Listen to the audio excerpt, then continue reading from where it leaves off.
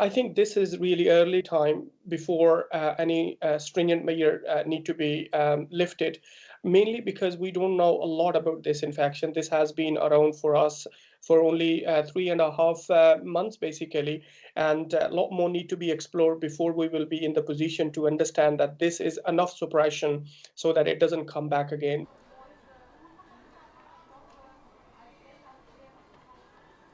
This exit strategy need to be defined on a country level or at least at the continent level.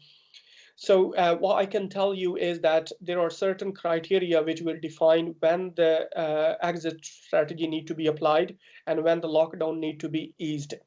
The first criteria is that when number of cases of new cases start to decline significantly for consecutive 14 days, that is the time when you can start thinking of releasing the restriction measures. The second important criteria for releasing the restriction measures is that your national capability for the healthcare system is such that every person who is infected can be treated. And the third criteria is that you have built up enough capability that you can identify every person, whether it is positive or negative, through testing, and then can isolate them who are positive, and the one who are negative you can test whether they have the antibodies against that. This is not really an easy strategy, but these are the three criteria by which you will be able to define when to take the restriction measures off.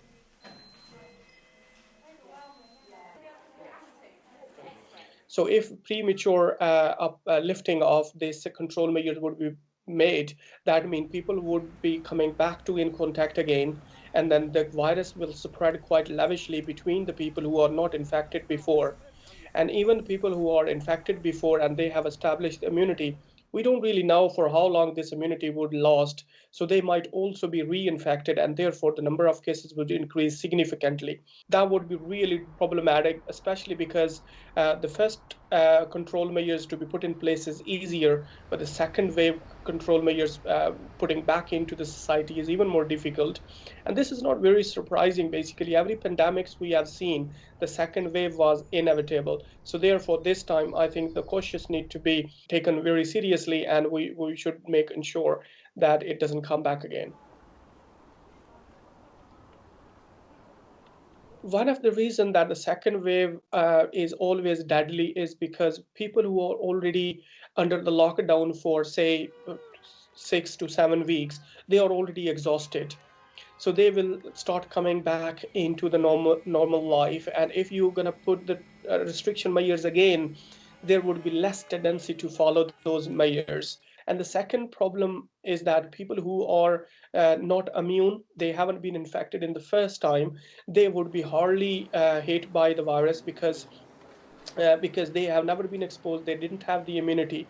But the relatively plus side of it is that if, for example, we have 20-30% of the infection in the first wave, that means people would have immunity and that would slow the spread of the infection within the smaller clusters. But the clusters, those are not exposed before, they will be hit very hard.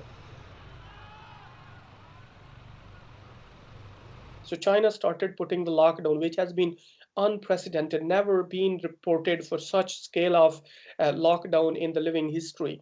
So that had left a quite good impression because it was leveling off the number of cases quite quickly. So therefore, it gave confidence for the rest of the countries to apply the lockdown. But now they have lifted the lockdown. That is another example other countries will try to follow.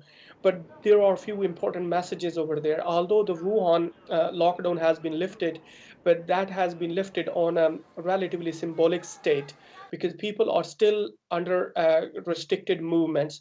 Only people who are having the QR code green, they've been allowed to go out because these are the people who are having enough antibodies in their blood. So therefore, they are protected. And also people who are working in essential jobs, for example, producing medicine or producing medical appliances, those are the ones who are allowed outside. So we certainly have points to learn from the Wuhan overall scenario, but need to be taken cautiously depending on which country it is being dealt with.